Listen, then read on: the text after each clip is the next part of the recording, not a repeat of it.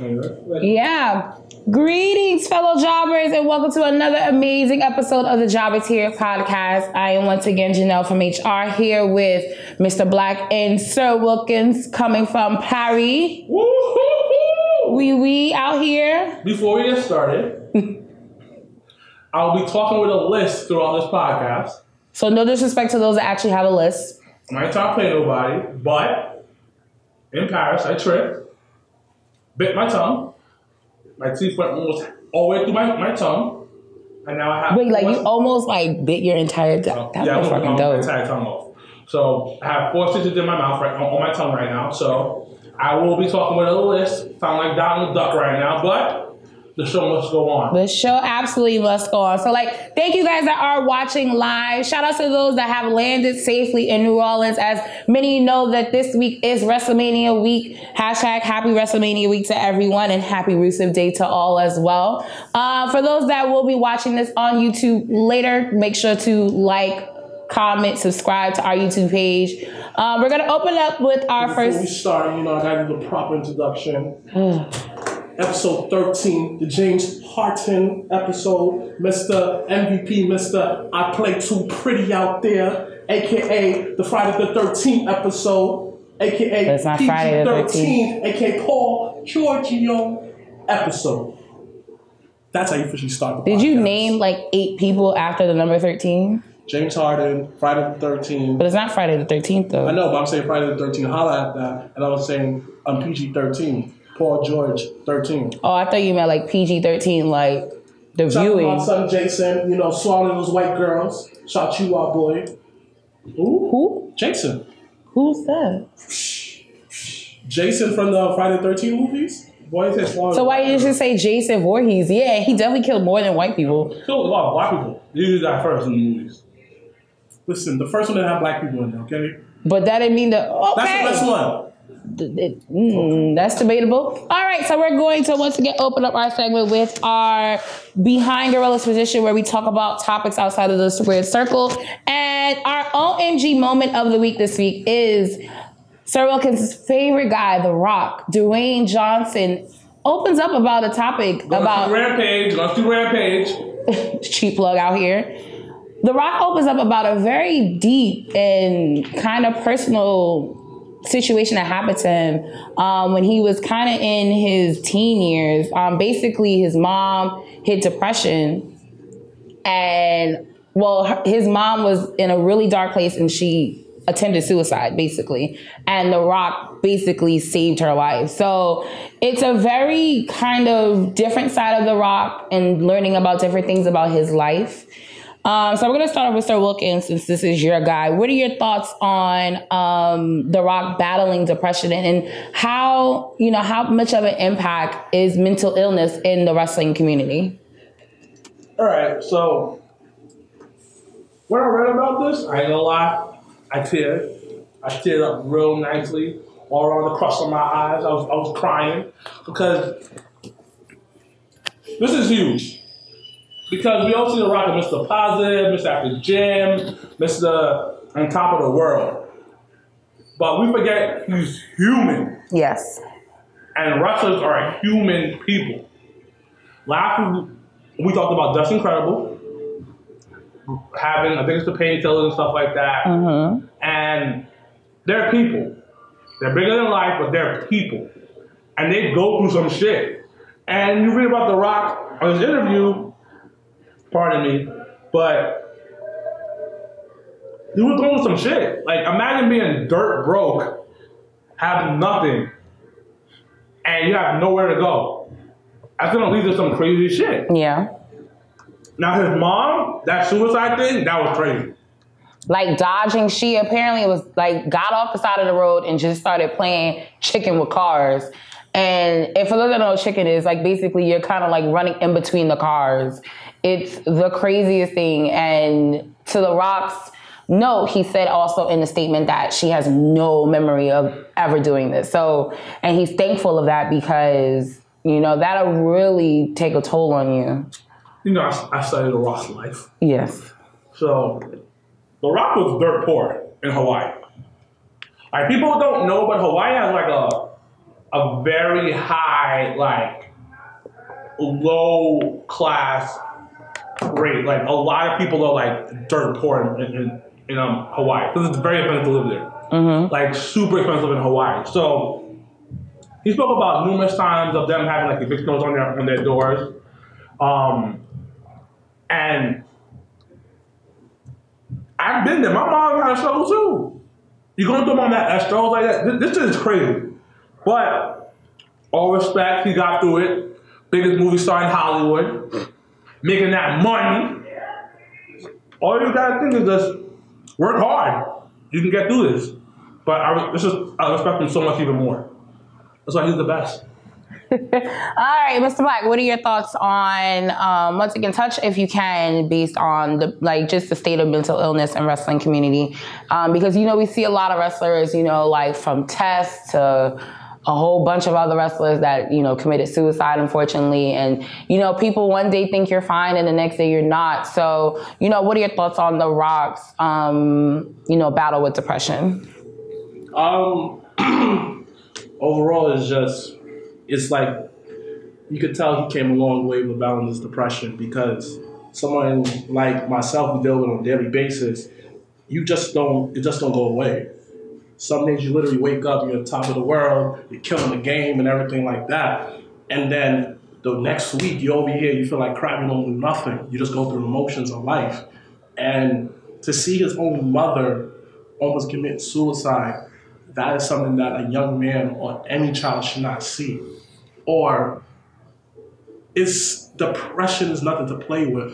It's something that you just can't joke around, just throw it around. Like it's like the latest trend. The fact that he went out and spoke about it tells that he's very far along with his battle with depression. And like I said earlier, just dealing with it on a daily single basis, just like, how many times I literally almost committed suicide because I couldn't deal with this damn world no more. It really does get to you. It's just something, it does, like, you really want to do that. And,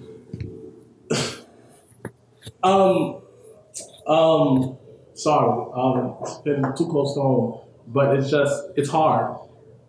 You understand? Like, just reading this article, I dealt with it last week. Every single day I woke up, I didn't feel like getting up at all. I really just feel like going back to bed and not doing this. And I actually elaborately thought about killing myself. I remember one time going to work, the Ultra was coming, and I literally almost stepped in front of it. But something stopped me, and so don't do it. And constant time when I got to the hospital, that was a dark time in my life too, because it was hard. Girlfriend broke up with me. Everybody I feel like I was really alone in this world. Like, I had enough pills, insulin, just to do it that night. But I didn't do it. Obviously, I'm here. But it's just like, it's a everyday battle. He could be probably happiest person, but back in his mind, he's looking like, dang. So like, just like 50 Cent is one of the rhymes. Son said, I'm a room full of people, but I still feel by myself. And that's real, son. That's real life. And depression is just something like, I'm happy there's more of a grand escape, people able to talk about it. Shout out to Kid Cudi and on his albums, that helped me through it. There's many help out there to get it. Thank God that he's able to get through this and show the world that, yes, I have depression. I'm able to still function and still live with it. I'm still able to have the strength to live on the next day, because you don't know when you deal with depression if you're going to live till tomorrow. You're just trying to get through that day until get tomorrow. Okay. Well, once again, those that are watching, every day is, you never know, it's a constant struggle for someone. So just always be mindful of, of the next person, because you just never know. So we're going to move on to our next topic. It is still a little on, a little sad side. But, once again, in sadness, there is always that light at the end of the tunnel. Back to back.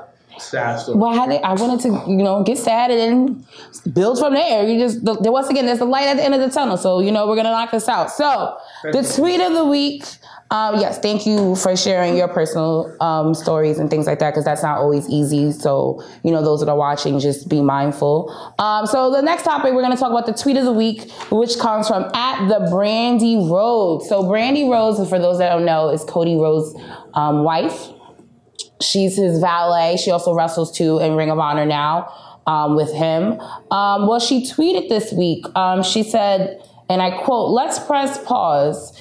Brandi Reed, now Brandi Reynolds, who wrestles as Brandi Rhodes, 2-time survivor of sexual assault. At ages 19 and 26, please note that Brandi Reed's former life experience have zero to do with heel heat." So she has an amazing blog, and if you guys don't know her blog, Say What You Need to Say, and we can always post a link on our Facebook page and Twitter and all of our social media accounts. It's a really interesting, blog, because she not only talks about, fashion, travel, life, but she took the time to actually post on her blog a reflection of basically, her being sexually assaulted not once but twice. And that's not always easy, being a star and, the limelight, that essentially say. So I'll start off with Mr. Black. What are your thoughts on her sharing this personal story? And do you think the women of today in wrestling has more of a platform to do these things versus the women back in the 70s and 80s? So yeah, I feel like how that, let's just pinpoint one topic, one question at a time. The first one to answer you, I think it was really brilliant for her to even talk about it, because one of the lines she said in the blog, she says, you have to separate the person from the superstar. Everybody see you as a larger-than-life character, not only that you go home, you put on your pants the same way just as them. A lot of times, men put on a high pedestal, not realizing it's only a character. I can imagine what's a porn star going through if you see, Cherokee in the street, yo, Cherokee got the fat cake, slap her butt, but you don't know her like that. You're not doing a scene with her. You're not her man. What give you authority to slap her butt just because she played Cherokee, in the porno? And in actual real life, her name's not Cherokee. It's probably, Susie or something like that. And what gives you the authority to even touch them inappropriately? The fact that she shares that, it opens up a brand new door to show that, yes, I've been a victim of it, but I'm not going to let this define me. The fact that she's able to write about it, it shows her growth when it comes to this. And second of all, I feel like the women got a lot more power compared to the 70s. Like you addressed, like you alluded a couple episodes back with the family's Moolah, she basically had to hold the whole... Allegedly. It's not allegedly. Let's call it spade if you have spade. It's allegedly. She's not here to give her own take on it or defend herself. Everyone said what they said. Nah, so I believe that. If there's smoke, exactly, there's a fire. The fact that I'm just saying allegedly. She's not allowed to defend herself. So the fact that it is what it is. The fact that she did what he did, and to my opinion, she put the whole women's division in. It's just now recovering when it comes to WWE wise. And now women just have a platform where they're able to talk about it. We have Twitter, Instagram, social media, where your voice could be heard. Now we have the Me Too movement, Time Is Up movement, to give these women voices. The fact that she's a very, very well-known woman in the wrestling industry, to say that, hey, you're not going to take this abuse. You have rights to, and at the end of the day, no means no. And it shows people wake up call to some of these guys out here too that been investing in thinking that just because they're very large in their life, they can do whatever they want. No, you can't do that to women because there's still laws out here. Just because you're all muscular and go and shine on television, what give you a right to sexually assault a woman? So I guess it's all great what she's doing. Hashtag Black Girl Magic. Proud of doing it. I'm hoping she can give this work to push this cause forward in that industry. All right, Star Wilkins, what are your thoughts? Do you think, what are your thoughts on her telling her testimonial and her actually being, there's a lot of times where, people always want to play, always say victim, but I found it interesting. She said survivor. So what are your thoughts on her tweet this week? Well, I don't think she was playing victim at all. No, I'm not saying that. No, I'm just okay. What you were talking about. She wasn't at all. And it happened to her twice. Yeah, this ain't one. Crazy. Twice. Now, I remember we were going back and forth what we're going to talk about. Remember? All three of us. And the reason I definitely want to talk about it was because it's a male-dominated industry. And sometimes women are even this probably even happen like in wrestling. Maybe I don't know the exact of it. I think one of the times it was like her like work. It did have something to do. It was one of the times it was work related. Yeah, but she wasn't too exactly what it was. I wasn't sure. Like I don't want to assume it was like, you know what I mean. I didn't want to assume too much. Right. But regardless, it helps other women understand, like, dude, you can speak up about this. And I had a student that had an issue with a guy. And I was like, yo, what happened? And she was like, I don't want to talk about it. I don't feel comfortable talking about it. All right, cool, whatever, left her alone. Issue happened again with the same male student.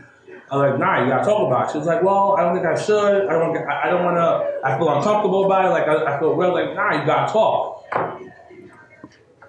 In general, a lot of women don't feel comfortable talking up about when they go through these situations.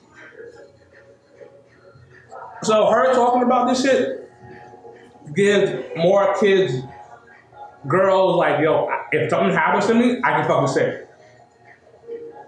There's always power in numbers. Yeah, and it just helps empower women.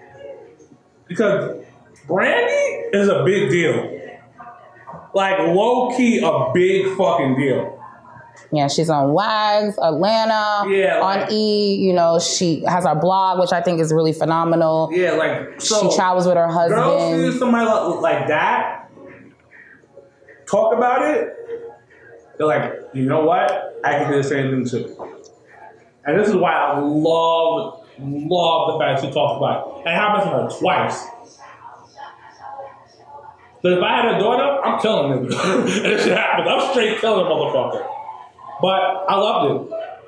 I love that she talked about it. Now, breaking kayfabe, this is bigger than that.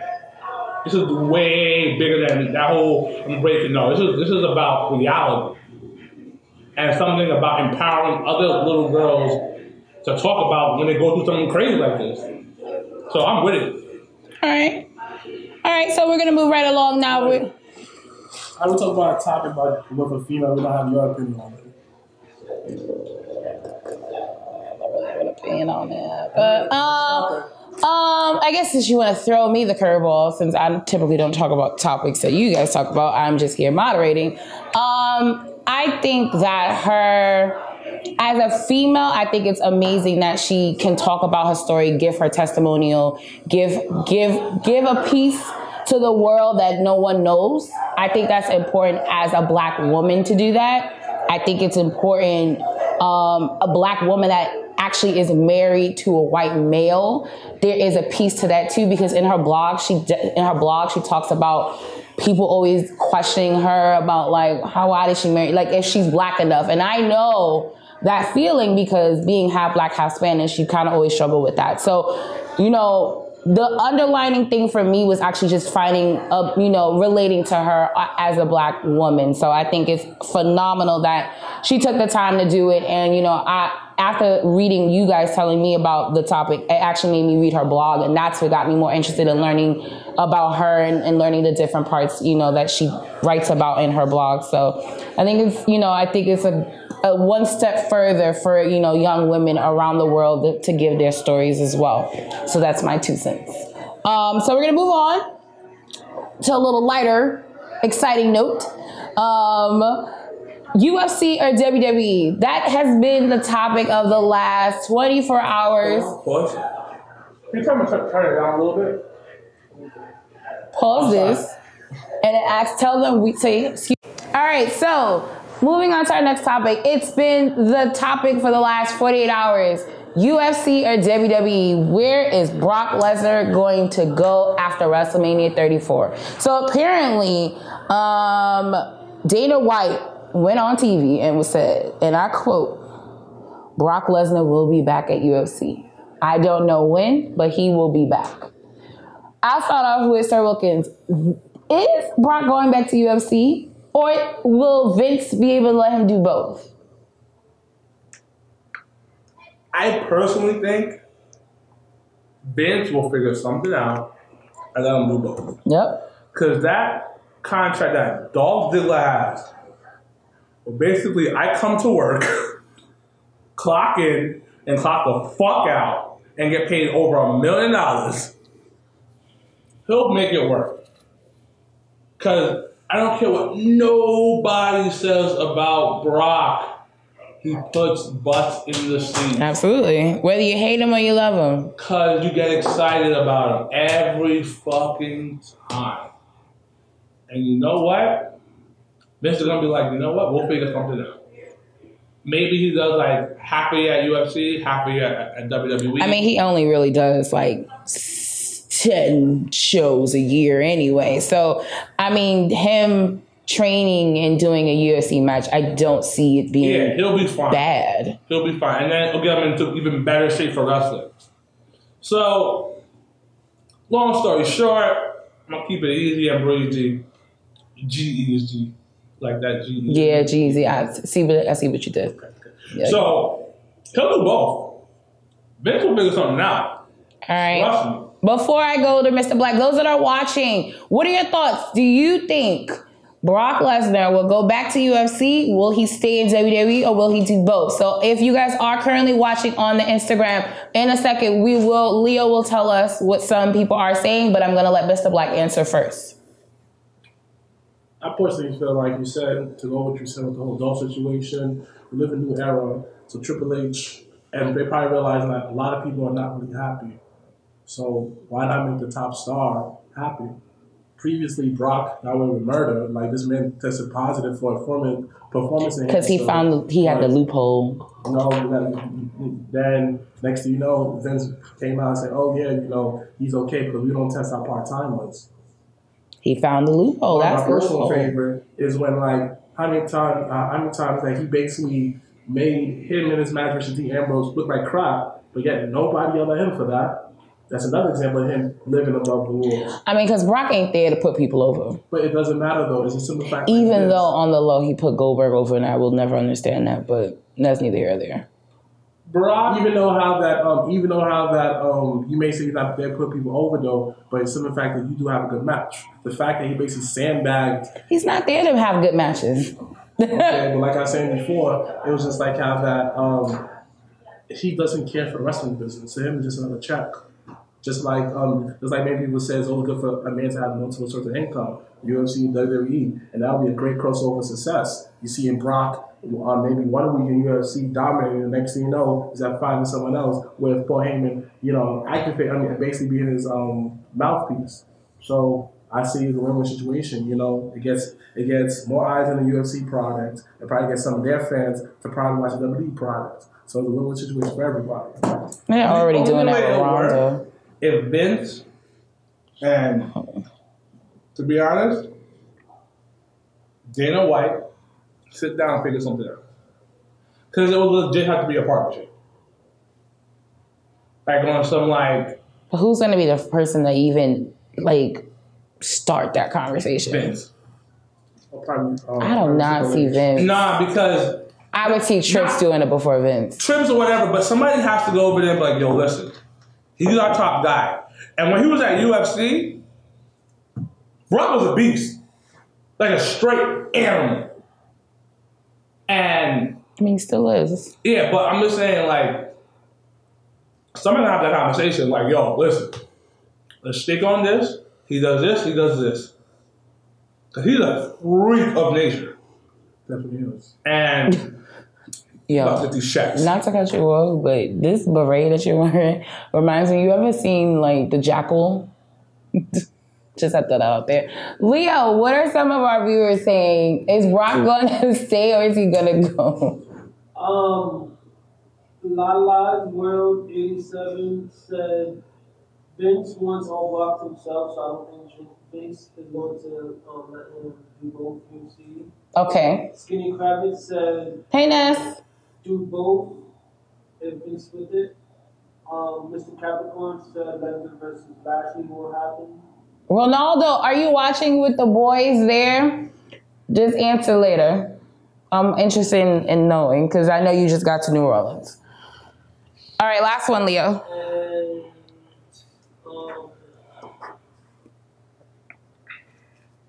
And he said maybe there's going to be a loophole. There's always a loophole when it comes to Brock Lesnar, and that's just the way that it's going to be. All right, so our last topic on our opening segment is the rumor of the week. So those that know, this week is WrestleMania week, and the Hall of Fame will be on the WWE Network in real time tomorrow, but for those watching, but it'll be Friday in New Orleans, and Jeff Jarrett is one of the inductees for the Hall of Fame, but he is rumored to be SmackDown's new general manager, which makes me super excited. Because if you look back, last year, Kurt Angle was inducted in the Hall of Fame. The night after WrestleMania, Vince brought him out.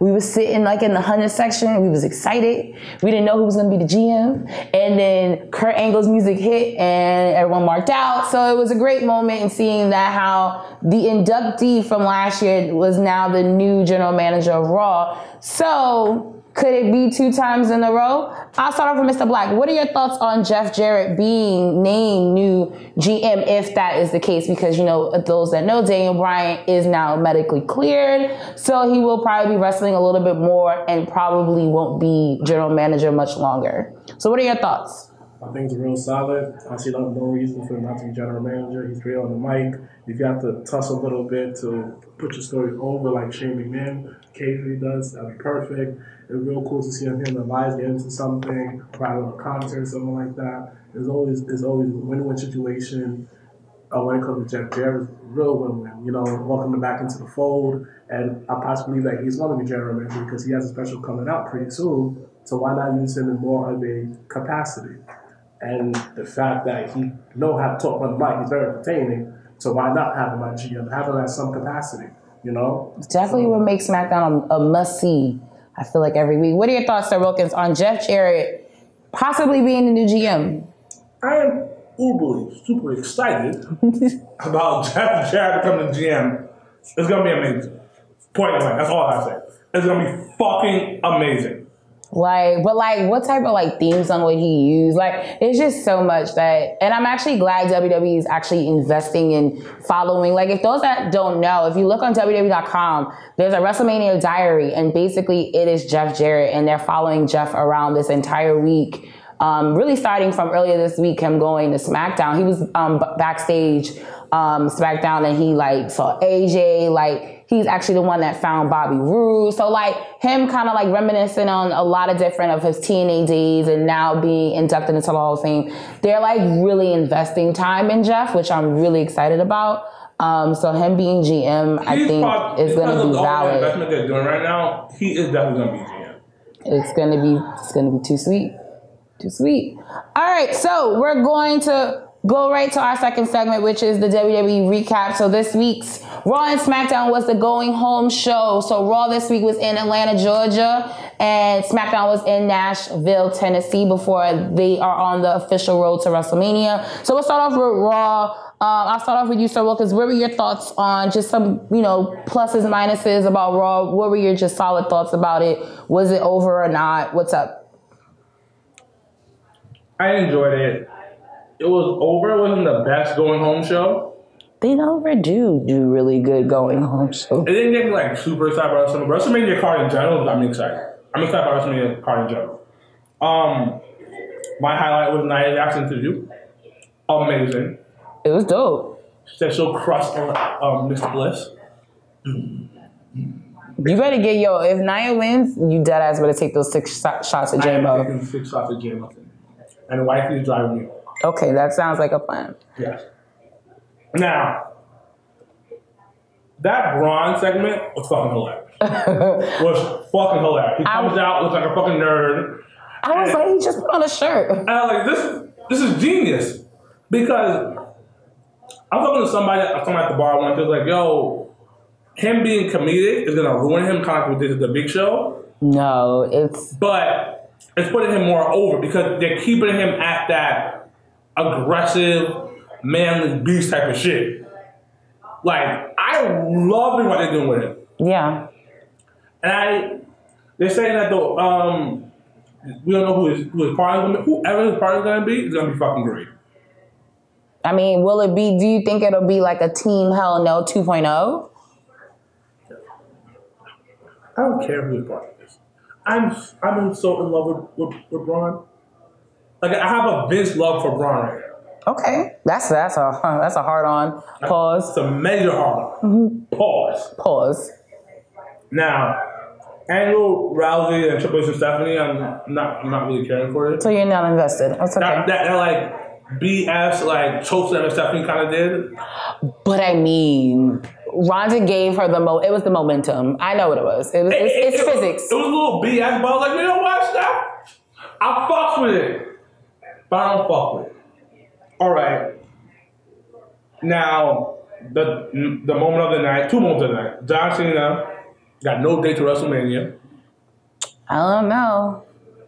But I'm pretty sure. So what I'm hearing is that it will happen. Undertaker versus Cena. Oh, yeah. That people are more invested. That's what Vince is saying. People are more invested on the mystery. Absolutely. Of what's going to happen at WrestleMania for John.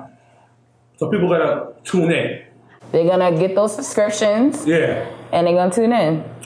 Now, Roman Reigns versus Brock. It's pretty good. But we all know who's going to win. But. Do we? You did say Vince might pull a Raw from under us. Do we know? I keep telling people. So we don't know. You ready? So, Raw recap. It was over. And that's my opinion. All right. Mr. Black. Mr. Black, your thoughts on Raw this week? I think it was pretty cool. I feel that if it's true that Brock does go back to UFC, that would be real cool to see him come out of the Universal Championship with his entrance. And then another great way to promote both brands. John Cena, the whole last chance thing with the whole Undertaker, I think that was a really solid segment. You know, it got me excited. You know, it got me kind of like a little Debbie Downer watching the fact that Undertaker didn't come out. I was like, dang, you know, I felt a little kid. The whole Braun, the bar segment, I think that was really solid because he was really catchy. He said, he's Braun and I'm Brains. I felt that was a great play on words. And for me, for a quick second, I'm like, dang, he was just like Braun. No, he doesn't. He's the same person, nigga. What's wrong with you? This, that, and third. That was real cool. You know, it's always great to see, you know, the classic 90s that I grew up with. My son Goldie, you know, my son Matt Hardy. Yo, Goldust can still go. Like, people be shitting on Goldust. Who was shitting on Goldust? Mad people be shitting on Goldust. Why? Because they young and they don't know. He know better than us. So, don't another segment, you know, the Nia Jax interview was really solid, you know, definitely showed a different diversity of chops. The fact that she is like where she was at NXT until now, it feels like the evolution of character is really great. You know, I feel that evolution character is really great. It's really solid. It just shows you when you invest a little bit of time into somebody, time and energy, you can make something great. And even with the whole Roman Reigns, Brock Lesnar segment, I've seen 1,000 times done. You know, was this the best version of this formula being done? It was solid. You know, it was nothing, you know, to get my dick hard or nothing like that. You know, Pause. You know, it was semi-erect. You know, nothing to smash the ladies with it, but you know, it wasn't dick hard segment. You know, they my dick hard at all. You know, to see Mickey James. You said it was a dick hard segment. Yes. I'm afraid to even ask, what was something in Raw this week, a dick hard segment? Like, yes, needed to have that and go, ooh. Nice. But was there one this week? Of course, you know, see my boo Mickey James out there, you know? Of course, I was dick hard segment. Nia Jax, her chops, you know, you felt her pain, you felt her emotion, you felt her passion right there. Let's talk about that interview, though. Let's not take that interview. Let's not take that interview, though. What do you think about that interview? Let's go a little in depth on that interview. Elaborate. No, you go. I want you to elaborate more on that interview for me. Because it felt realistic. It felt that WWE was going in a different direction because they could have did that with Karma. They basically realized what they made a mistake with Karma, and they basically not trying to make the same mistake with Nia Jax. Because if you all remember Karma, she was Awesome Kong in TNA, and she was a beast. And then you kind of got the word out version of her in WWE. You know, she had a few little things, she had a little cool stuff, but it could have done so much more. I felt that she came in the wrong era. Now you got a more of a prettier version, more of a, not so much beastish, but just as like you see the beginner stages, like the carving that they're doing because Nia is a beast. And the fact that Nia is excellent to show every girl that, yo, at the end of the day, regardless of your size, regardless how you look like, if you have a dream, you put in the work in, the time, you could get better over time, which she has. And the fact that she better win. You have to understand, she better win. I mean, they better not pull a book does she? And she lose. I mean, but will she? We'll talk about it, but she better win. So it's a great segment. I got hyped up, and it was a big hard segment. But you do realize it's the same thing? I'm talking about you hit it, it didn't move at all.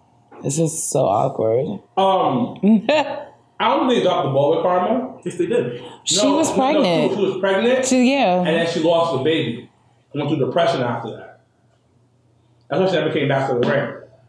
Now, I'm with you. That Nia Jax segment is real life, B.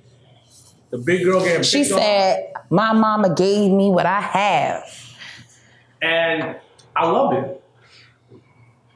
I loved it. She's getting so much better on the mic. Because you're getting comfortable. Because you're comfortable. They kind of let her do whatever. And like it's a triumph for all. It's a triumph for all big people, you know. It's a triumph. This is a great triumph. You're like, yo, she did it, son. And WWE, you can see the change. You definitely see because she's popping on the gram, boy. Mad popping. She's like you know, like she's a baddie, son. I be liking her pictures. Like if I could triple tap, I'll triple tap it. Because if I triple tap it won't like it. So you can't. No, if you tap and then untap and then tap again, you'll like it. So you could triple tap. Sometimes I do too much. Thank you, Leo. Exactly. Leo out here shaking his head. Exactly. He just as confused as the rest of us. Because you press it once, that's a like, press it again. That's an unlike. And press it again, that's a like. So double tap works. So it's just like... But it looks mad creepy because it'll come up as a notification and then when you click on the picture, it's not there no more. So you like, damn, this person didn't like my shit, really? And then it come back again, like, all right, now you playing. Nah, she was going, like, she's popping on the gram. She's popping. And before that, she was a I don't like the word plus size. She was a big girl model. Well, plus size is way bigger than big girl. No, because... I'm telling you. Plus size is better than bigger. We love Nia. But nonetheless, though, I just feel like how that the sky's the limit for this girl, you know? It's just the beginning. But again, it all go back to what I've always been saying for weeks. If Vince don't bang with you, you're not getting that title. And they say she does hit that ceiling and she breaks it, another ceiling. You gotta blame management on that one because Vince is God. This is his universe, fam. So at the end of the day, just hope that Vince, creative, you know, people don't feel like, you know, don't have their relic thinking. Don't let her win the title. I mean, but to be honest, I'm just gonna be honest with y'all. Because Vice President of Team Thickums out here with Nia Jax as president. I completely understand it. And I would want her to win. But I feel like this was the same route they went with Roman in a sense when it was WrestleMania 31. And I say that because they did the whole build-up. They did the whole special for him on the network. He did the one-on-one interview, the same thing. He did the same one-on-one interview talking about, you know, this is my time, blah, blah, blah, blah, and then lost. But... Well, who lost? Who did he lose to? Okay, but I'm just saying. Who did he lose to? He lost to someone that cashed in their money in the bank. You forget the reason why they had to flip the script because he couldn't get over. Even with the help of The Rock. Regardless of the backstory, it's a different situation. The person that he lost to cashed in. No, but it doesn't matter though. Like this my question, let me finish. So I don't think it's different. It's way different because Nia... It's not because, we're just looking at 31. After 31... He headlined every Mania. Like the bigger picture span was he took that L, but has been on the low winning since that L. So is it the same track that they possibly might do with Nia because of the fact that we forget that there's still a Money in the Bank briefcase that I am pretty sure is not going to be cashed in on a Smackdown women's title match. So that's just my theory. I don't see if there's a cash in. I see Carmella winning. I don't see Nia winning right now, but that doesn't mean that I don't see Nia being a bigger champion in the future, is what I'm saying. I'm listening. I'm just sprinkling with some theory. Honestly, the whole if you remember that Royal Rumble, everyone was pissed off because I'm minusing the Royal Rumble. I'm excluding all of those details. No, you said this. It's a build up similar to Roman. So next look at the build up with Roman. I said the build up from Roman from when they did the interview with him right before he did WrestleMania. The whole thing they did on the network with him and his family, him being in his hometown. Like, those pieces is the pieces I'm mentioning. I'm not mentioning Royal Rumble. I'm not mentioning any of the stuff before that. Now, Carmella... Let me finish. What I heard about Carmella... Hold on. What I heard about Carmella is that she'll be losing... Which I think is dumb. ...when she cashes in. I read it. They'll pull a Baron Corbin on. Okay, that's what I've been reading. But I'm saying, could it be a Baron Corbin or could it be a Seth Rollins?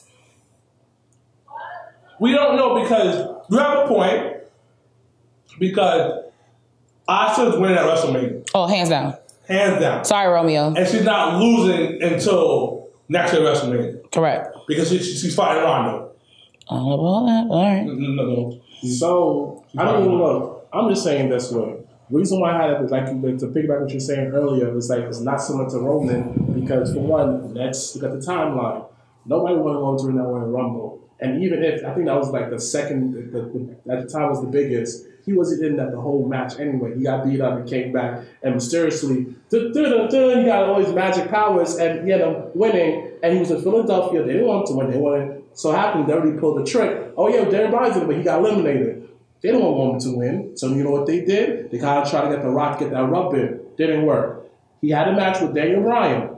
Everybody was pissed off that he won. Didn't work. So they went on to WrestleMania. It was like, if he wins, people will be highly upset. So that's why Seth Rollins came in and cashed it in during that match. Well, he cashed in and made it a triple threat, and he won. And who took the pin? Roman. It just shows you it's a totally different build-up because from the Royal Rumble, everybody was on the Nia's bandwagon because naturally everybody started to gravitate towards her. She's so delicious, my nigga. Right. I mean, I wouldn't say from Rumble because she wasn't, not for nothing, she wasn't the top person to win the Royal Rumble that year. She didn't win the Royal Rumble. She didn't win the Royal Rumble, but she dominated the Royal Rumble. All right. Forget that. I mean, she's going to be beast, so yeah. So you didn't know. Can I finish? Yeah, go ahead. Like I said before, everybody was on the Nia bandwagon for a while. Nobody was banging Roman for a minute. So this is why I feel that, it's not going out to similar Roman. Maybe kind of similar, but it's not really similar because nobody effed with Roman during the time that he was going through that lead up to fight Brock the first time. Nobody did. Everyone hated him. So that's why Seth Rollins cashed in on him. I don't think that was. I think it was a part of the reason why Seth cashed in. But you have to think, Mania is this. And it's something we spoke about before on previous episodes. Is WWE, and especially WrestleMania, they live for moments. It's always a WrestleMania moment. So Seth cashing in and being the first person to do that and win and make the match of the night a triple threat is a WrestleMania moment. What I'm saying is that there's a possibility where they may be going that route with the women's side and looking for that WrestleMania moment because they're not gonna get the cash in. If it happens at Mania, she's not gonna cash in on Asuka and Charlotte. Like that's just everyone knows that. I understand and get that, but which one is a better story? The skinny white girl winning over the big girl, or the big girl trying to rise up like a phoenix and see that the landscape of WWE is shifting? But the skinny white girl winning, again, in your words, which one? It's a better fairy tale story. Now, my brother was talking about how that storyline is important. So now, let's break it down. Which one sounds better? Oh, typical WWE, always going that treasure route, the safe route. Oh, you know what? Let's go out this route. It's a little bit different, but it shows that our investors that we try to be diverse. Like, come on, like a foreigner. Listen. To finish it off, we have to move on to SmackDown. I do, but I have something to say, so we have to figure this out. I see both sides. But I'm just saying this. Everybody complains about how they be doing their thing with Jay, this, that, but a lot of people be the first one saying that. But they always think so negative. Listen, it's WrestleMania season. No, I'm just saying. Some stuff on WrestleMania that I would never thought I would see. I never thought that I would see Chris Benoit with the title as for Eddie just coming down with his best friend Eddie. I never thought that in the middle of my life I would ever see that. Him on top of the mountain winning that title. Because before that, he was seen as too small, can't talk on the mic. But that moment in time, it froze to show that, yo, this is the beginning of something. If it wasn't for Eddie, Chris Benoit, moments like that, you won't see Seth as champion.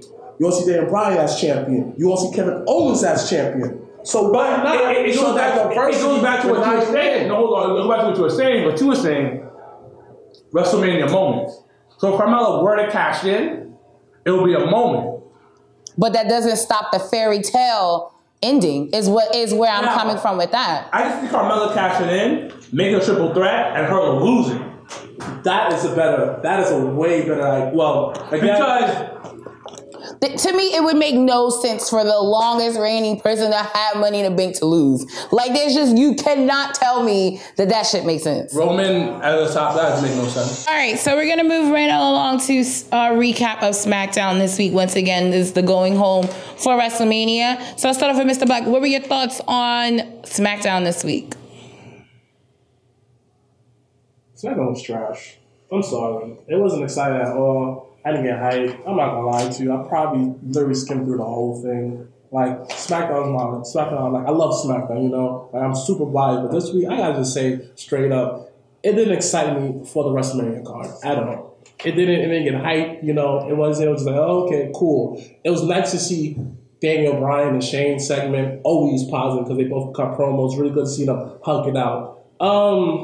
Again, it was always nice to see Rusev on television. Always nice to see Rusev, you know, happy Rusev Day, as always. Always. I have to admit, Jinder Mahal is getting way better in the ring. I feel like kind of he's fighting his style, and he's perfecting that.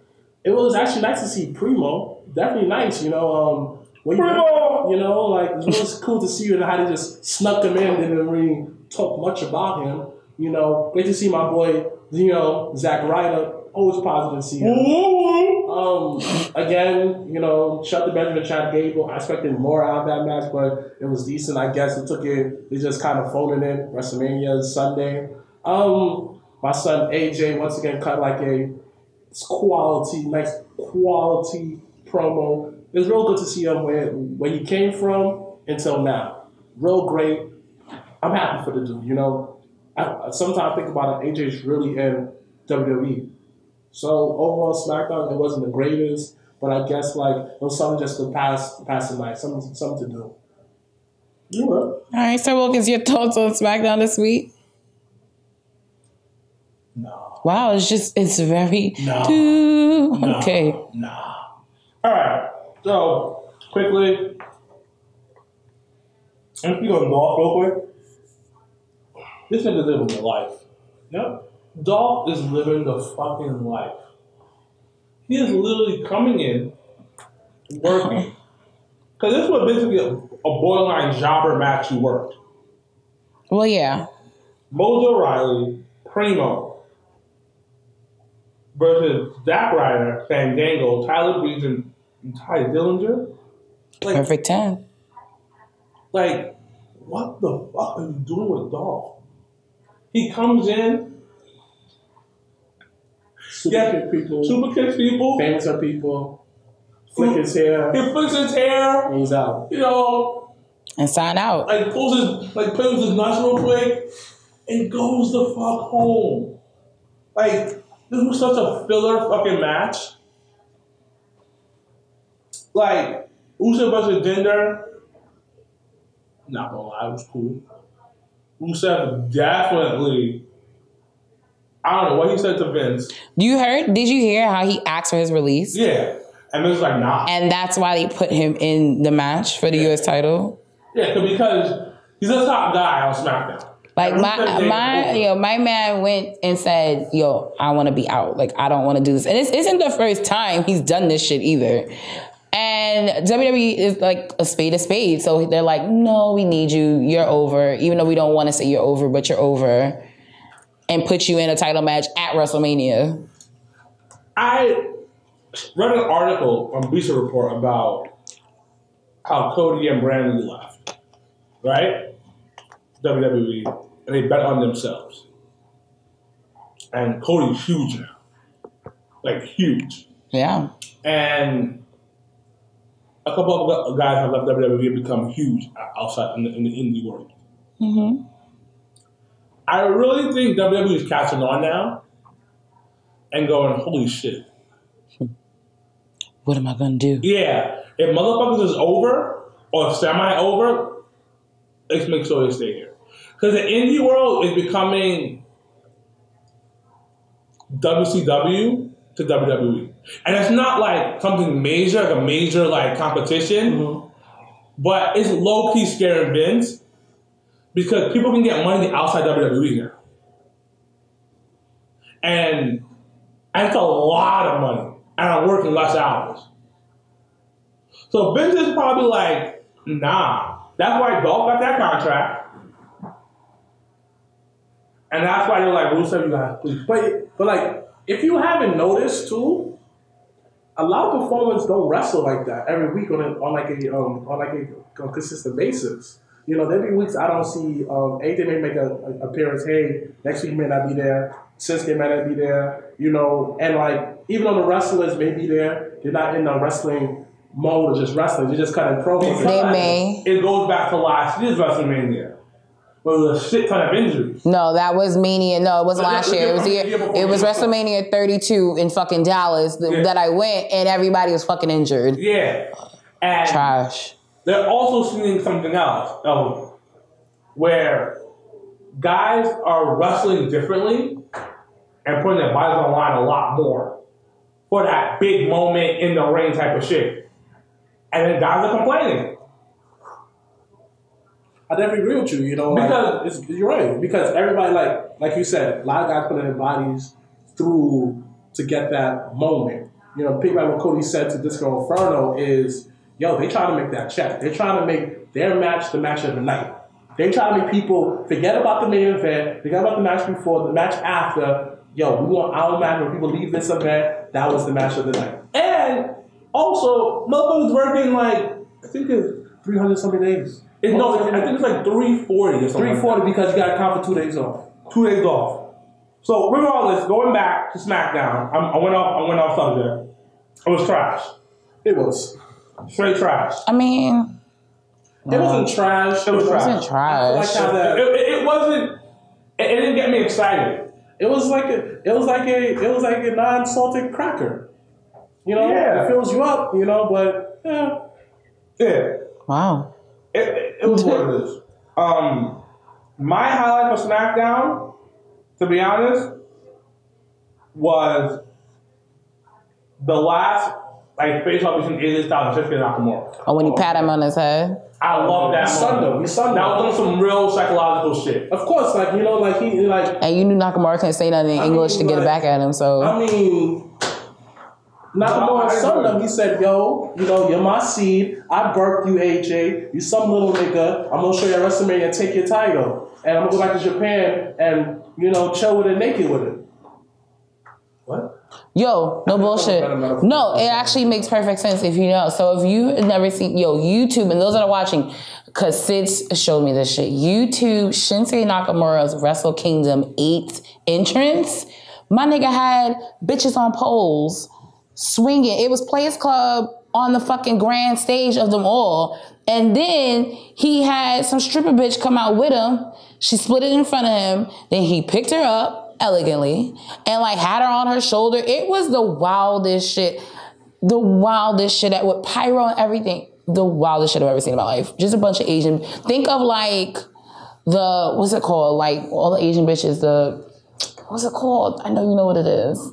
Why would I know what this is? Happy ending. I don't want to actually know. Happy ending. I don't know what happy endings are. Okay, you want to ask? All right, cool story, bro. I'm in a committed relationship. All right, if I asked you a year ago, you probably would know. Maybe I would have. But now I don't know what happy ending is. Have you ever had a happy ending? That's not. We get jerked off. No, Alright, why are we talking about that? Because he asked him, and that's why I didn't ask Leo, because I knew that was gonna go downhill. But he basically had the happy ending as his entrance. Like, it was wild. So that's the PG era. no, I know, but I'm saying, but when he said Asian bitches, it just reminded me. I was like, oh shit. I didn't say that. Wrestle King. He was naked. He was naked. They were naked Asian bitches. That's what it clicked to me. As I saw yesterday, it's fresh in my brain. Leo being nasty? No. That's clearly the fact that you're being nasty. Because How am I being nasty? That's what the entrance was. But how you go from him and his entrance and me saying he's Did you not say straight naked with his title? Would that not be a connection? Stripping title, strippers, Asian bitches naked? No, we just not gonna do that. No connection there. Nah, you just want to talk. Just say it. I want to talk about it. I want to talk about naked Asian bitches. No. It could be a burlesque match. No, I thought you were going to say it today. That's a lie. That's what you get. Not going to do it. You was mad hype to get him on your side. That's what you I did, because I was like, yo, do you not understand one and two goes together? I'm not. First of all, you're going to say mad nasty when you just said hard on and you hit your arm twice. Like, what the fuck? Like, were you shooting up? Or like, what the fuck was that about? But I'm the nasty one. How the fuck is that cool? All I'm saying is this, though. You know what? Like, I'm telling you this. Have you just like, you drink a lot. Have you ever had that, like, for me, that's too much information. Nevertheless, though, I've ever just been really excited to do a girl. Really excited. You're so hyped. It's just rock hard. Like, You know what I'm excited about? NXT. But I'm the nasty one. So yes, we're actually going this week, because it is WrestleMania week. We're going to talk about NXT, because a lot of you don't know. Now you know. NXT TakeOver New Orleans will be this Saturday on the WWE Network. So we're going to talk about NXT from this week, because typically we record on Wednesdays in TV land, but today's actually Thursday. 205. That's all y'all. This Smackdown. Y'all can talk about 205 Live with Smackdown. No one watches this but me. That still doesn't mean you can't talk about it. It will be like a dead conversation. Hey, ladies and gentlemen, coming soon. It will be the Mr. Black 205 live segment on YouTube will be coming out soon. All right, and we'll be having that soon. So if you want to listen to 205 live, because I know a few people that watch on the live feed that are 205 heads, so they can have the conversation with you on your new show 205 Live with Mr. Black. Sounds really amazing. But we're gonna talk about NXT, because I'm super excited about NXT TakeOver this weekend. So I will start off with Sir Wilkins. What were your thoughts on NXT this week? And then after that, we're actually gonna we're gonna start our predictions for WrestleMania weekend. So NXT, what is your thoughts, if any? I'm not gonna lie, I love NXT. Fucking love. Oh, now you love it? No, he's always loved it. But you, boy, keep that same energy. I put you on NXT. Hashtag keep the same energy. I've been watching NXT forever, since on Hulu days. All right? I don't care. You didn't know that? You didn't put me on. Yes, I did. You did not. You was my account, so you see me watching it. No, I used your account. Because he already watched it. Oh, Lord. And I have my own account, but I like paying it to the $9.99. Because you know WWE requires $9.99 a month, cheap plug. So I didn't want to do that. So I took your account. Thank you. I appreciate it. You watch some weird stuff over there. You watch a lot of weird stuff. I don't watch weird stuff. What weird stuff do I watch? You watching like all these classic matches. I'm like, this match is why are you watching this? Because it's classic match. What? These matches trash. Like what? You watch a WCW match? I'm like, oh my God. So, yo, I'm so tight because they're classics and they're great. 2000 WCW? The fuck? Yeah, like what the hell? New Blood Review was trash. Yo, but what makes me so tight? Oh, that's what I should put on the list. But that's your opinion, though. So you're saying that honestly, you could say WCW 2000 was hot. No, but it's really I liked in WWE. There's certain moments. Then type it in. If you want to watch Billy Kidman, it'll pop up. I want to watch the whole thing. Why do you like watching the whole pay-per-view? The whole pay-per-view is trash. No, because that's what you do. Hold on. Let me defend myself. Go for it. Listen, you guys are single or mingling. Mind your business. Well, whatever. Yeah. I be confident. I'm single. And mingling. Yeah, occasionally. I'll be chilling. Whatever. Thank you. 10 people in your DMs. You just saw 10 DMs. That doesn't mean 10 niggas is in my DM. Hold on. Anyways, you be a dick picking? I don't know. Don't send me a dick pic. Those that are watching and reviewing, please do not. Because I tell them this every week. People be adding me and shit, and I don't mind it because it's all love. But do not send me dick pictures. You know, like, you brave. I mean, you brave, my nigga, but... Wait, someone to you? What? Somebody sent you a dick pic? Somebody sent you a dick pic? No one ever sent me a dick pic. You lying. Any y'all send me a freaking dick pic. Send him dick pics. Ladies and gentlemen, send Mr. Black dick pics. Don't send it to me. Send it to him. Anyways. NXT. I enjoy NXT a lot. Yes. And I like watching different things on the network because it elevates my intellect. Wrestling knowledge. And then number 2, I love documentaries. NXT's not a documentary. I watched the Macho Man Randy Savage one. The last one that I watched. That was pretty solid. You know what? You know that one was mad dry. I could tell like he was just necking his own self. The Triple H documentary. That was trash. Whoa! No, it wasn't. What? That was strong. The best one. Paul Heyman, CM Punk. You know why I like CM Punk? Show the struggle. You saw him. Did you not see the struggle Triple H? Like Triple H got almost practically blackballed for shit that he didn't even have no control over. Okay, the only controversy Are you kidding his me? whole career was the current call. Outside of that is the biggest thing. It was uphill. But it took him years. It took him years.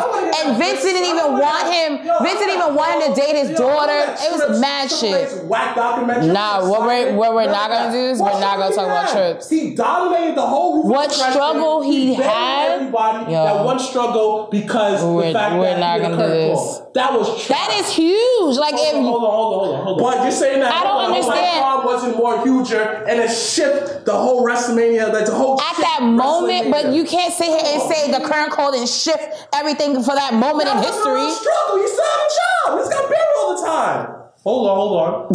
I'll speak. I can barely speak, but I'll speak. Come on. Hold on.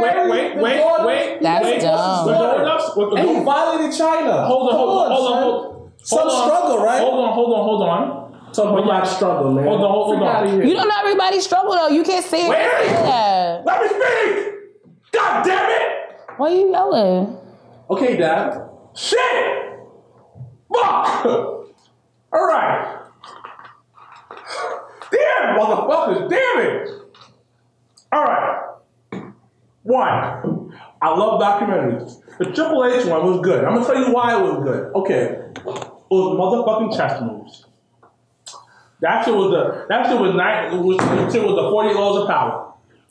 Okay, for the team. For that, so to see the 48 laws of power in a wrestling world, great. But as far as entertainment wise, it wasn't the greatest. I liked it, and you didn't like it. Get over it. Now, NXT this past week was great. It was yoga. It's always good. Of course, it was yoga. Now, at one point, it wasn't as good because everybody went to main roster, but I like how they recuperate from that. Adam Cole, come on, man. I love him, man. I fucking love him. I wanna hang out with Adam Cole. I wanna buy suits together. I wanna buy suits together. I wanna eat with him. You wanna play ball with him? No, I think he's whacking ball. You like he's trash. Adam Cole be trash in basketball. But I wanna tilt the nigga. I wanna chill with Adam Cole. You're one of those dudes you might have a slick dick, you know? What's that man's real name again? It's Slick Dick. I'm calling Slick. Yeah. You already called him Slick Dick, so. I'm gonna continue. Yeah, you have a slick dick. You get. Pause. You get. And my Cameron voice. Now. Pause. The North American title. Genius. Terrible name, but. Beautiful. I love it. I like the fact that how that it's a throwback to the old days. But I really am excited about NXT TakeOver. Of course. I'm super excited. Yeah, of course. You're excited for that. Now, CN, Aleister Black. Oh my gosh. You talking about your dick getting hard? My dick got hard. About to bust a nut. You exploded? Oh my God. I'm about to explode.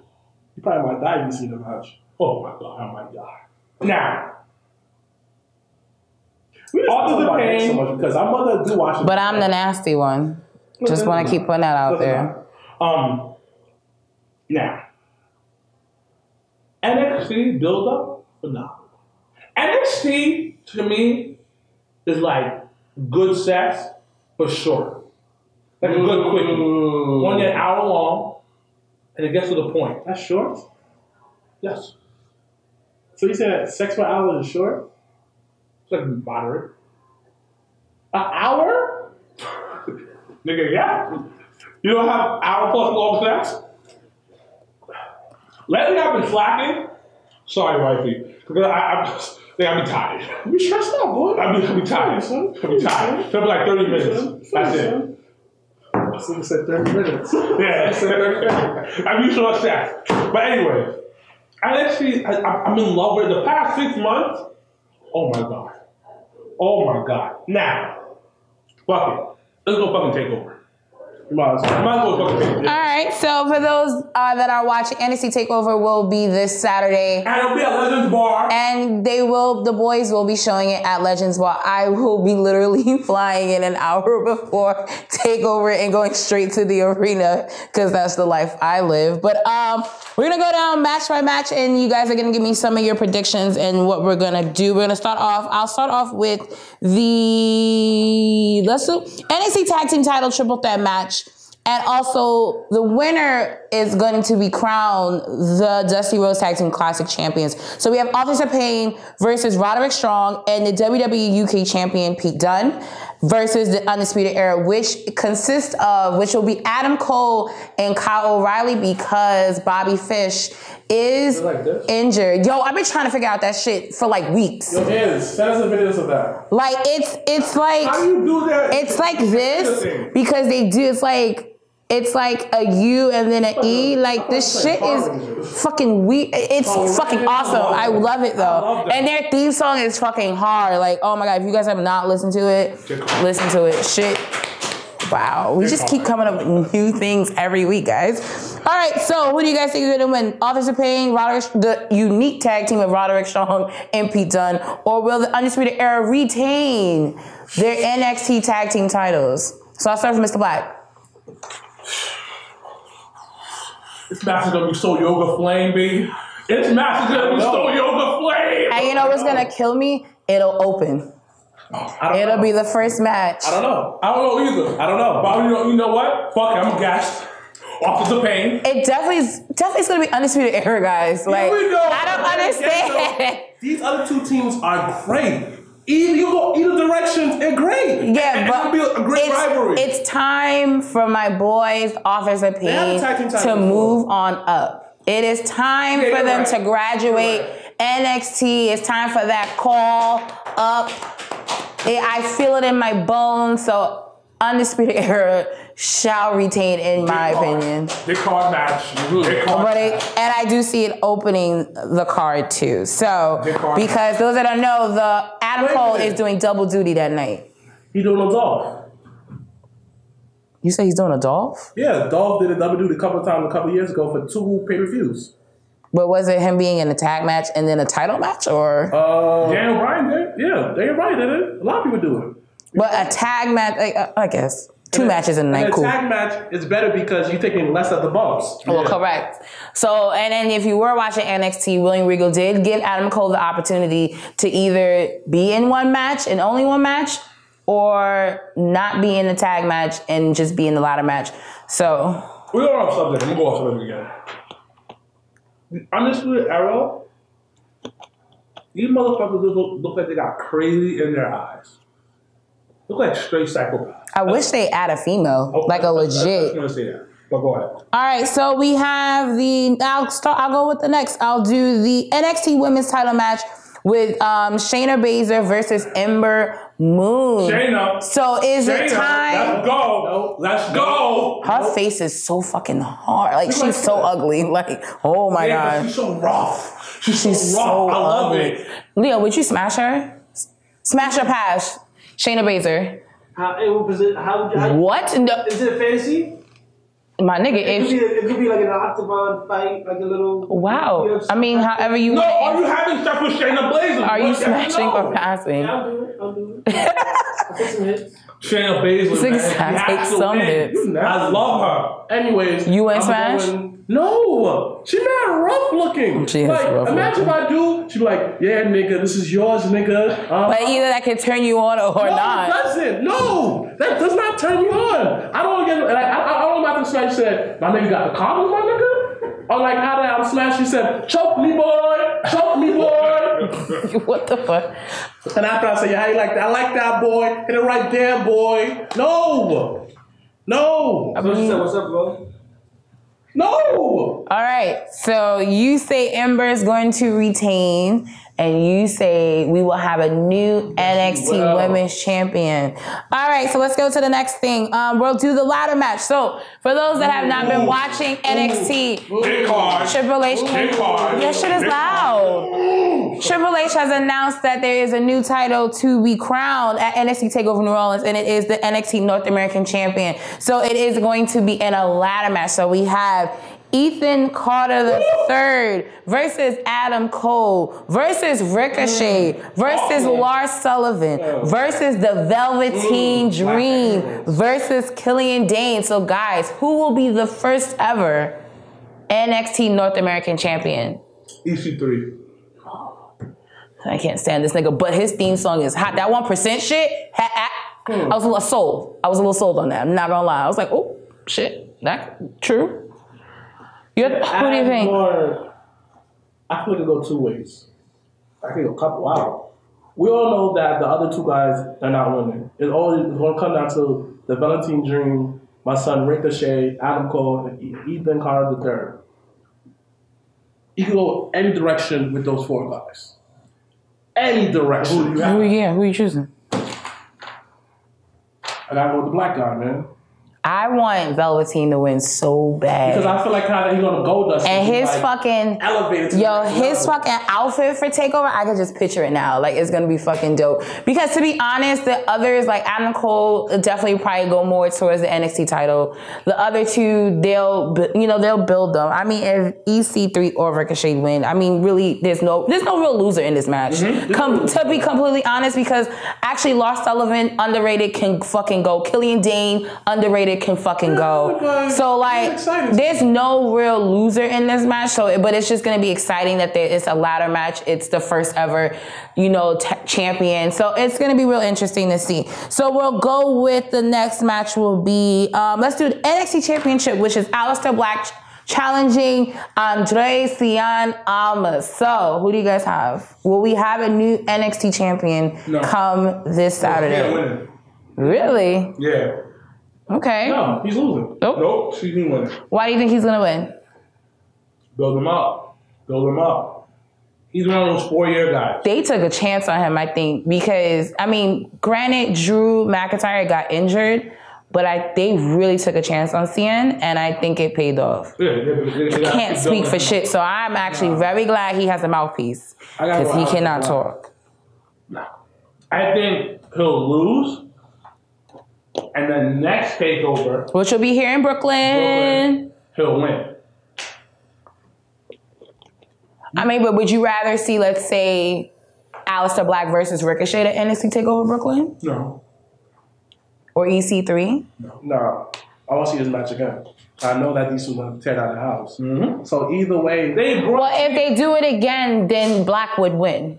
Because then Cien almost would get his rematch. Yeah. And then lose in Brooklyn again. I mean, 100% right. There's nothing wrong. Like, again, this NXT card, either anybody solid as a rock. Yep. Either person I've never seen such a solid card. It gives you like a sense of wonder that it's been missing on the main roster for a while. But NXT is a smaller roster, less talent. It's always going to be solid for the most part. Of course. It's only like a small portion of the time that when we do it is not a solid card. Very rare though. Very rare. All right, and then we have the last match, which I do think will close NXT TakeOver. It is the unsanctioned match of Tommaso Ciampa versus Johnny Gargano. Johnny Wrestling. And if Johnny Wrestling wins, he gets the job back. So guys, who's winning? Because I'm all about Ciampa. Like, I don't give a fuck. Like, when he knocked that nigga out at TakeOver Chicago, I was like, yes. yes, this is your time. And then the promos he's been cutting every week on NXT, like phenomenal. Legit come out and not even fucking speak and then walk out. I was like, rip up a sign. Yo, first of all, grandmother. I was like, this is great. This is how you build up a match. Like, and they're best friends. So I always say the best friends have the best matches. So who do you guys think are gonna win? Johnny Wrestler. Oh yeah, to get his job back. Yeah. Obvi. But I don't think it'll be the last time we'll see the two of them wrestle against each other. Yeah. Giant wrestling, because it'll make a good takeover match in Brooklyn. All right, so we are at the main event, WrestleMania 34, taking place this Sunday, April 8th. This is a full-time job. 8 hours almost. That's why I had to buy the fucking external charger. What time you coming in Sunday? It'll be at 4 p.m. So yeah, so those that don't know, pre-show I do believe starts at 5 p.m. 5 p.m. Eastern Standard Time, 4 p.m. in New Orleans, and then then the actual show starts at 7 p.m. Eastern Standard Time, 6 p.m. Oh, that's too long. In New Orleans. Match for the kickoff, and that's the cruiserweight title. I mean, so we're gonna just go down. You guys are gonna let me know who you guys think are gonna win. Some predictions. So we do have our kickoff. We have 3 matches on the kickoff show. So I'll start off with the 5th annual Andre the Giant Memorial Battle Royal. Who do you think is going to take the trophy this year? Mojo Rawley. Again, they did nothing for him last time. they dropped the ball in it though, because they could have did something with him. Yeah. I'm not going for Mojo. I'm like... I mean, just some of the people that are going to be in the match is Lawler, The Revival, Baron Corbin, Ty Dillinger, Mojo, Matt Hardy, Goldust. So those are just name a few, because you never know. There might be some NXT guys in. So just think, bigger picture, who's going to win? I'm going with Mojo because they dropped the ball the last time on him. They might try to redo it up again with him. All right. And before Mr. Black answers, those that are watching on the live feed, please give us your predictions as well, because we'll check some of them once we go down the list. Who do you think is going to win Andre the Giant this year? Bobby Lashley. That's fucker. This is not... What? All right, curveball. All right, go. All right, so we have the first ever WrestleMania Women's Battle Royal, formerly known as the Fabulous Moolah Battle Royal. But who do you guys think is going to win the first ever Battle Royal at WrestleMania? So, Mr. Black, I'll let you go first. Ruby Riott. That was actually, it's a solid choice. Ruby Riott. I think it's someone in the bill. Either those two could go. Yeah, I think it's someone in the bill. Because I'm looking at, think about it. What do Mickie James have to gain from this? Nope. Such as Natalia. We have to gain from Nope. I mean, being the first ever? Nope. But there's nothing to gain from build up. It's a new person that wins. Yeah, there has to be. It has to be a new person. And I feel like the way that... Could it be Riott, Ember? Could it be Miss Moon, who might lose her title and be called up? Do not put that in the atmosphere. But would you not want her to be on the main roster? I don't want to lose. So, but I'm saying she might be in the Battle Royal and win. I'm saying she could win the Battle Royal. I want to lose the NXT title. So I'm not even going to entertain that thought. All right. Well, I mean, let's just be real. I feel like the most, well, this was surprised, but the most, I think, that will benefit from it is right. She actually wowed a lot of people at that Charlotte match at Fastlane. That's favorite Fastlane. So why not continue that gravy train and make her win it? You gained so much, make her win it again. You got that modern day Lita-ish. No, she's definitely far from Lita. I wouldn't put that in the category, but all right. She's kind of Lita-ish with the whole, definitely not tattoos and stuff like that. This, that, and third. So why not? Get the female CM Punk out. Why not? This is a great pick. I said something in the bill. Okay. Right. Solid choice. And then the last on the kickoff pre-show will be the finals of the WWE Cruiserweight title tournament, which is Cedric Alexander, because I almost said The Entertainer because your ass says that every week, versus Mustafa Ali. So, guys, who do you think will win? Mustafa Ali. Nah. I would have said Mustafa Ali. You want Ali to win, but your black card wants Cedric to win. No. I'm going to explain to you why. This guy, Cedric Alexander, yes, I said his real name for the first time. Thank you. And this man got screwed over because of Enzo. We all know that if Enzo didn't get accused, didn't come out, he would have got the title off of Enzo. Correct. The fact that he had to go through this whole tournament, defeat all these guys, puts behind it on the line. Sometimes you felt he was going to lose. He deserved this title more than anybody. But I think Mufasa would win because the chase. Yes, because Cedric is already kind of over. Some guys are better doing the chase. And then Mufasa Ali cut that great promo. The one he did in black and white, right? Yeah. Great. So it would look a lot better because later on it'll put Cedric on top for that. You know what I mean? Mm-hmm. Oh, what are some people saying on the live? Some people are saying that Bashmer Miss SW said Adam Cole winning Andre the Giant winning. Oh, okay. Lala's World 87 said Matt Shout out to Lala, great page. And Becky Lynch winning. And yeah, that could rock. Can definitely restart her entire career. She's almost as boring as fucking Bailey. All right, so we're going to go on to the main card. So I will start off with the Fatal 4-Way for the WWE United States title. So we have Rusev versus the glorious one, Bobby Roode, versus Jinder Mahal versus Randy Orton. So who's going to take the U.S. title, guys? A day ago, I would have said Bobby Roode. But after... Happy Rusev Day. Rusev was just like, yo, let me go. And they put him in the title picture. He's taking the title. They owe him a Mania moment because they took that shit right away with that tank and everything that year. Dang. Yeah, either Rusev or Jinder. Why keep going gender like gender reveal? That's how you say his name, right? Yeah, Jinder. Oh, okay, G. Because you know what? In the Spanish language, G sounds like J and J sounds like G. Okay, it's weird. Either or, both make a benefit. You could actually restart Jinder Mahal once again with that one and give him like, I'm the U.S. title, I'm holder, but yet I'm whatever. That's a great way to do that. Either Rusev or Jinder. Okay, let's go off with the Smackdown tag team title match, which I don't think is on here, but I do know what it is. It is the Usos versus the New Day versus the Bludgeon Brothers. So this is Usos' time to shine, but will they retain? Nope. Who's gonna win? Bludgeon Brothers. New Day. No, I think Bludgeon Brothers. No, I think that the Usos, like, they do deserve that. They deserve to be on the card, the but fact that they talked about it means they're gonna lose. Okay. They'll have a big spot for that WrestleMania moment, but the Bludgeon Brothers are gonna win. New Day rocks.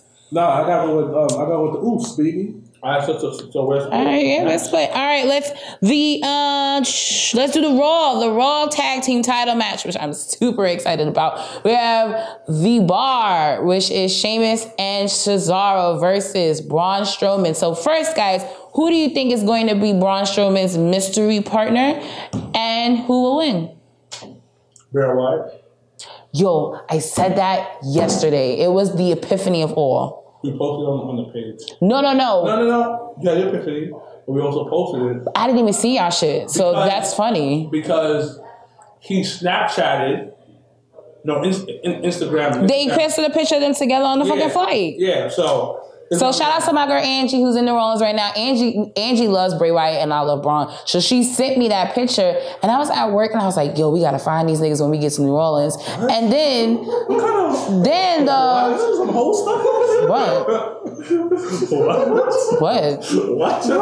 Yo, we gotta find these niggas. We gotta find them. I didn't say all that. I just said we gotta find them. Listen how she says this. No, I was going for that's what's up, we gotta find these. Yeah, we gotta find these niggas. There's laws against you. No, it's not. There's laws against stalkers. I'm not stalking. I just said we're gonna be on bourbon. Let's all have a drink. Let's take a shot together. Nah, that's that. I feel like let's take a shot together. But it's not Mardi Gras.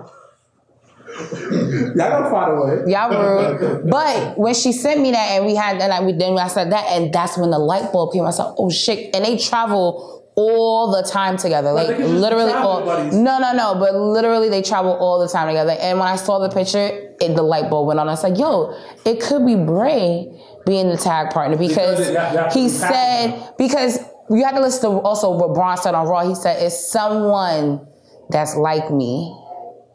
He said someone similar. And I was like, Bray introduced him to the world. It could be Bobby Lashley.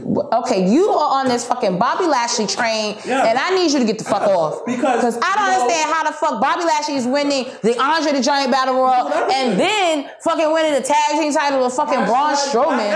Hashtag this nigga no. Like, no. Hashtag you're a hater. No. Imagine similar. That shit is whack. And they don't have no type of chemistry. Like, that shit is weird as fuck. How you know that? How you know that Bobby Lashley hit him like, yo, you trying to play ball? Yeah. And that nigga probably smacked that fucking ball out of his hand. I know about somebody Lashley gonna come up from the paint and dunked on him. And that's what not for nothing. No, that shit is whack. No, so hold on. You said Bray. No, let's rewind. I said Bray. Yeah, wait. I'm going for Bobby Lashley. Okay, that doesn't make sense. I need you to make sense. Yo, this doesn't matter. This doesn't matter. Like, I get that it's prediction, but it has to make sense. But nah, all seriousness, no. It will be no. It will be great if it was Bray, but I kind of want to be Bray because I still want to be surprised. I still want to. It is still a surprise. You don't know. No. If it's Bray, oh yeah, we kind of do that. No, you didn't. Like, honestly, I didn't think. I honestly thought it was gonna. No, on Raw, I thought it was gonna be fucking Big Show, and I was just like, fucking Big Show. And then the rumors of Joe being his partner popped up, and I was like, oh, that'll be dope. I love Joe. That makes sense. But Joe would make more sense. But I just feel like if it's Bray, I'm looking like, dang, we kind of predicted this. It's not the same. I mean, we're just going to be predicting forever. So. But, okay, let me ask you a question. Would you rather see Joe or see Bray? Because you already saw the Bray Wyatt. I'd rather see Bray. Why?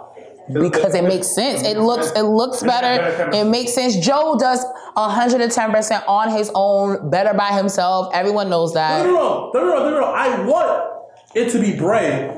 But a part of me looking like, if it's Bray, I kind of like, I know. Yeah, but the thing is, it's better when you predict it, you're right, instead of you seeing it in the atmosphere and then as far as Instagram, like, dang. Nah, you'll still be excited because no bullshit, we all knew Hardy's was coming back last year, the day of WrestleMania, and we still marked the fuck out.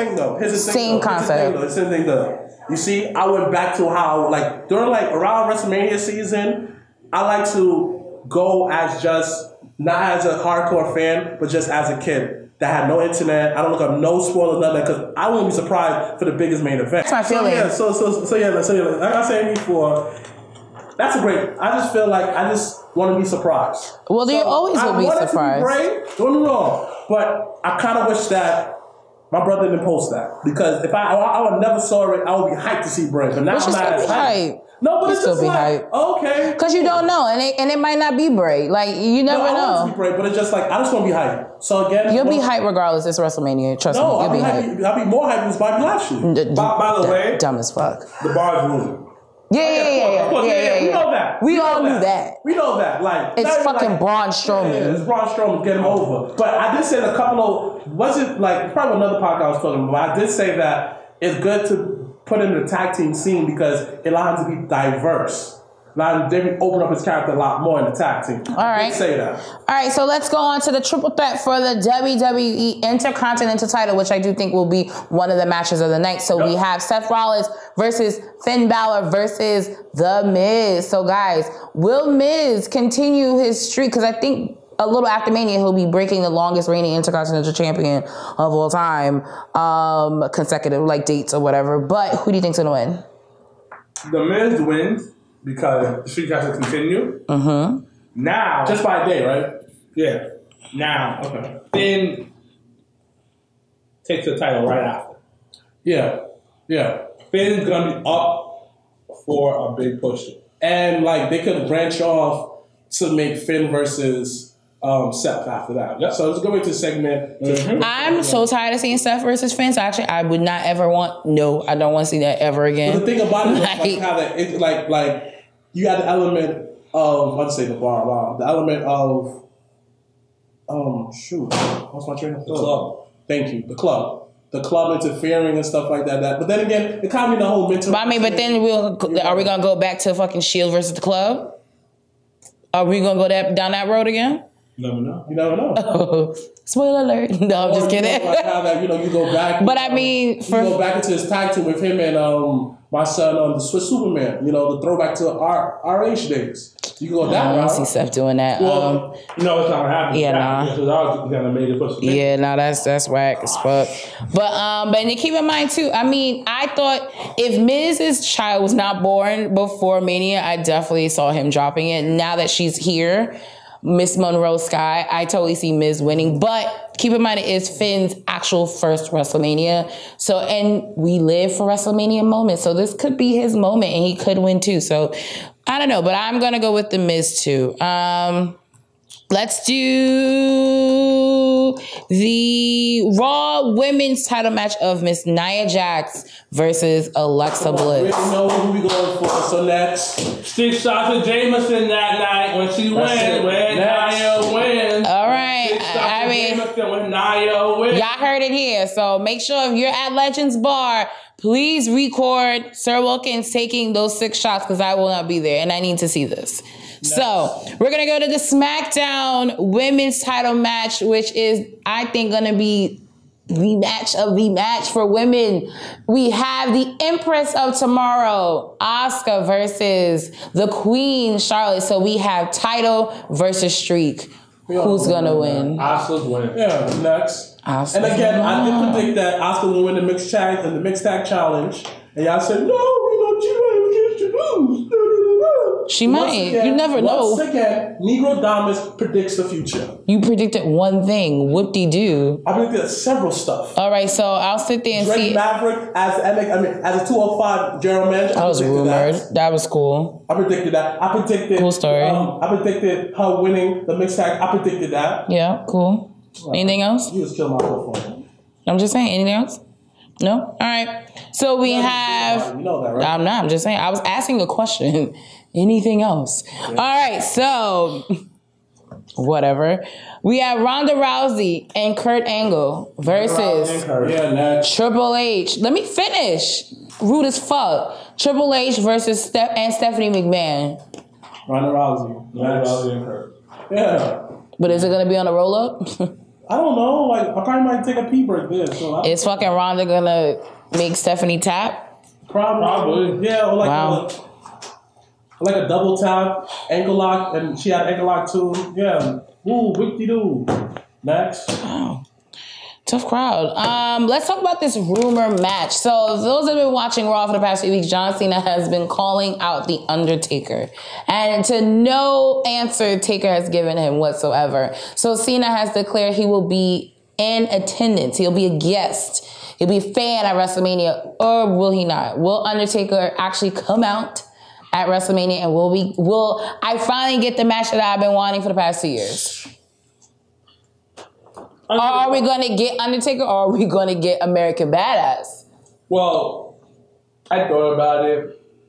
Man, Vince hates the American Badass. It was the worst. It was the worst Taker. Everyone loves that shit. No, I love the song, like the motorcycle was cool. The theme song's actually fucking hot as hell. But the actual character was trash. Like Mark Calloway, who plays the Undertaker, he loved it. Yeah, because that's him. You like being a character that you are.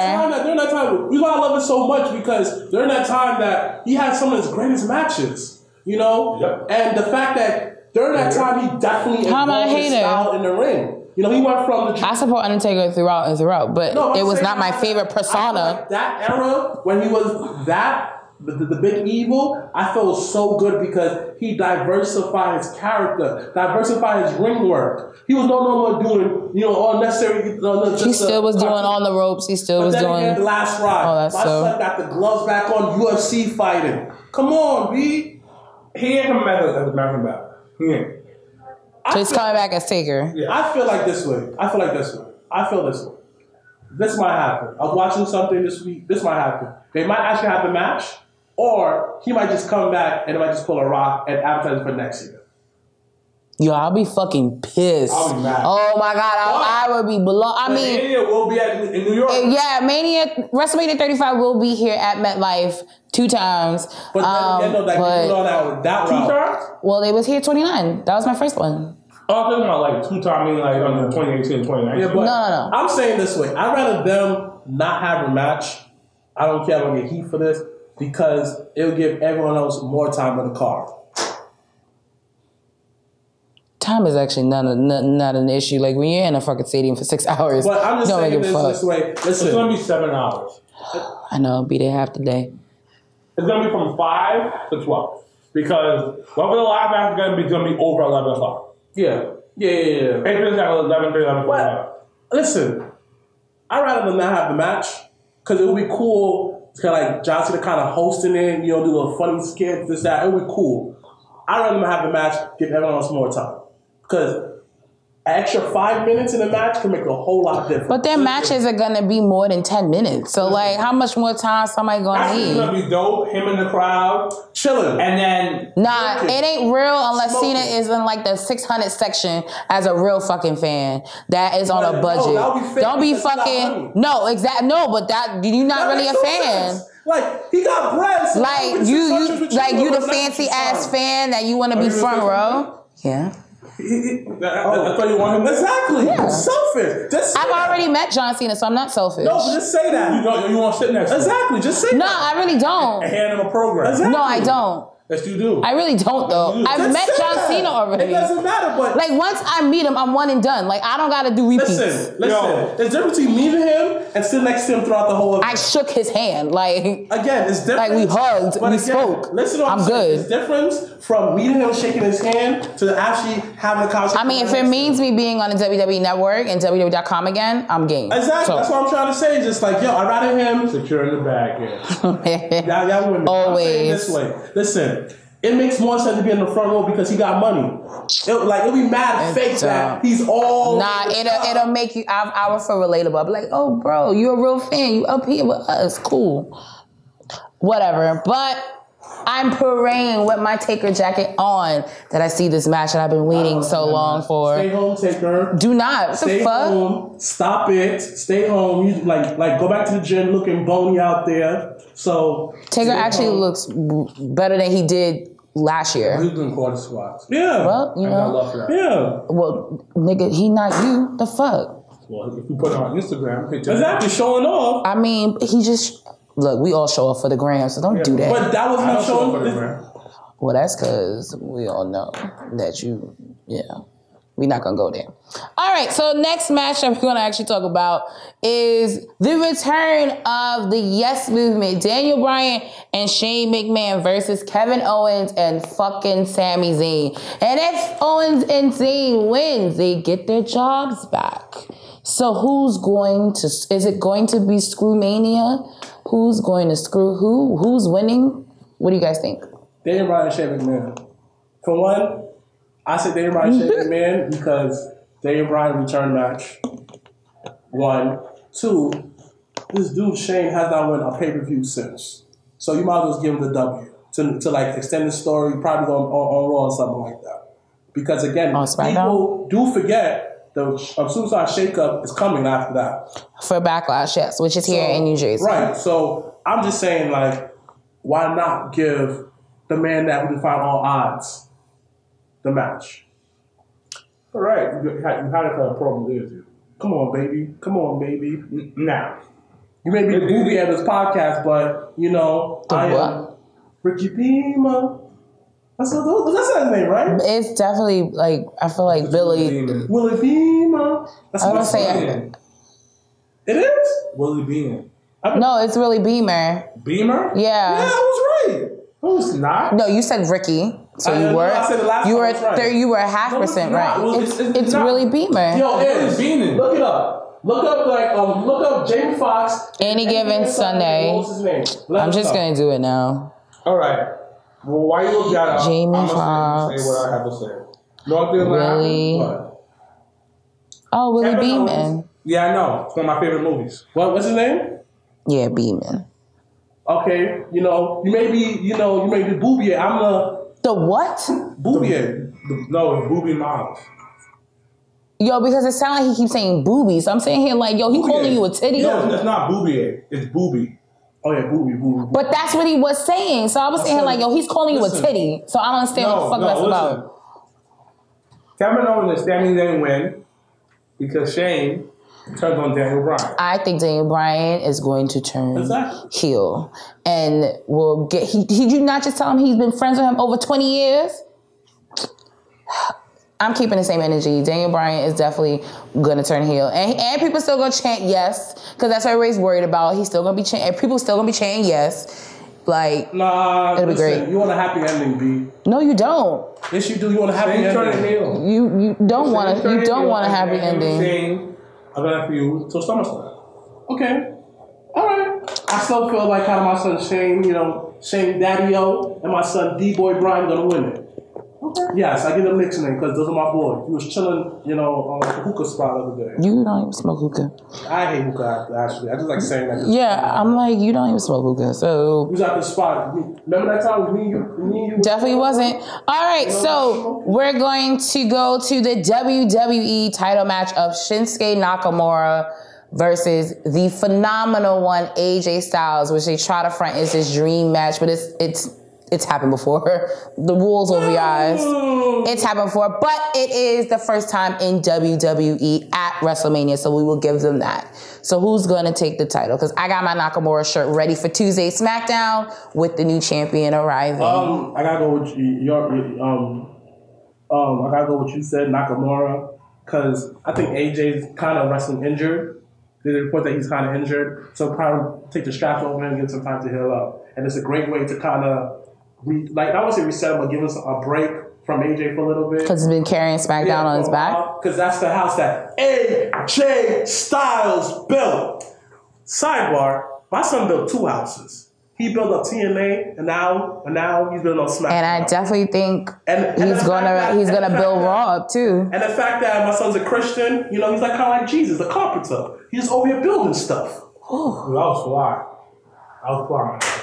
I was actually fly. You ain't fucking with that? That was heavy. I just wasn't ready. Look at us. Ooh, that rhymed. That was fly. I'm sad about this, but Shinsuke's gonna win. Yeah. But he can't cut promos. He can't be a good champion. I have a question. I wouldn't say he's not going to be a good champion, but I have a question. Why don't they try to make him go down the Oscar route? Meaning that how that undefeated? Because that's not believable. Listen. Let me finish. That's like the undefeated thing. Basically, the Oscar route meaning that how that just talking their language in and out. Because I feel like if you're over here talking your name in Japanese or aggressively, we know what you're saying. But he's not aggressive. Cool. He's not an aggressive type. And Oscar speaks more English than he does. Right. Always has. I should make him like a chill, like, I was doing wrong. Just walk away. No, that's not him. What does that mean? But what does Hamza mean? So it was just a made up thing. Match. So the match that everyone has been building for the past year. We have Sid in them saying it's Roman Mania. So who's going to walk out the Universal Champion? What do you want? Brock. Vince, I am pleading with you. As you know, everyone calls me the Roman hater, but I'm not. I just want you to do the right thing. And I want you to keep the title on Brock. Pull the rug under everyone and curve the fuck out of all of us. That's what I'm asking. All right, cool. I mean, again, I hope Brock wins. Not because I'm a Roman hater or like that, but the storyline would make a lot more sense if he came into the belt to the UFC. Okay. Me too, with Brock. All right, so we're going to go to our next segment, which is rivalry. So this week, we're going to do matches that have never happened at WrestleMania. So I'll start off with Mr. Black. Simple. Stone Cold versus CM Punk. Okay. Brock versus Bobby Lashley. You're an asshole for that. Mine is Eddie Guerrero versus Shawn Michaels. So we have come to the end of our WrestleMania episode. So as everyone knows, we do our final segment, which is You Made the List. So this week, I'll start with Sir Wilkins. Who made the list this week for you? Who made the list this week? Should put your own damn self. I made the list. I fell for no goddamn reason and almost cut my fucking tongue in half with my damn teeth.